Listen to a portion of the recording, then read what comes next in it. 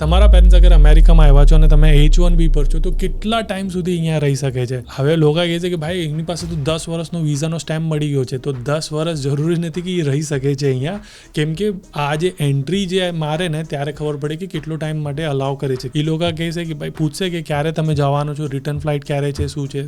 Most likely most કેસીસમાં 6 મહિનાની આસપાસ આમ ઓકે છે. હવે 6 મહિનાથી વધારે રહેવું છે તો પછી એક્સટેન્શન માટે પરમિશન માંગવી પડે. પણ હજી એક સૌથી મોટી ઇમ્પોર્ટન્ટ વસ્તુ છે, જ્યારે તમે પરમિશન માંગો એક્સટેન્શન માટે તો એક વેલિડ રીઝન હોવો જોઈએ કે ભાઈ અમે પ્રેગ્નન્ટ થઈ ગયા છે, કે ભાઈ મારી મેડિકલ કન્ડિશન નથી અને અમારું સપોર્ટ કરી રહ્યા છે, એવું કાંઈ તો આમ સારું રિક્વેસ્ટ હોવી જોઈએ. પણ એ પણ યાદ રાખજો, જેટલી બી વાર તમે એક્સટેન્શન માંગશો ને તો નેક્સ્ટ ટાઈમ આવશો ને તો ત્યારે એની વધારે ક્વેશ્ચનિંગ થઈ શકે છે કે એરપોર્ટ પર કે ભાઈ લાસ્ટ ટાઈમ એટલો બધો તમે રહ્યા હતા, એક્સટેન્શન પર રહ્યા હતા, કેમ રહ્યા હતા. આ બધું જે છે ને, હું ઇમિગ્રેશન લોયર નથી, પણ મારો ઇમિગ્રેશન સેશન હર અઠવાડિયે થાય છે લોયર સાથે. તો તમને અગર પૂછવો છે તમારો ક્વેશ્ચન સ્પેસિફિકલી લોયર સાથે, તો ખાલી કોમેન્ટ કરો વેબિનાર, એટલે તમને લિંક મળી જશે નેક્સ્ટ સેશન જે ફ્રીમાં હોય છે. તમે આવો, જોઈન કરો, ક્વેશ્ચન પૂછો, જે પૂછવું હોય. ઠીક છે, કોમેન્ટ કરો વેબિનાર.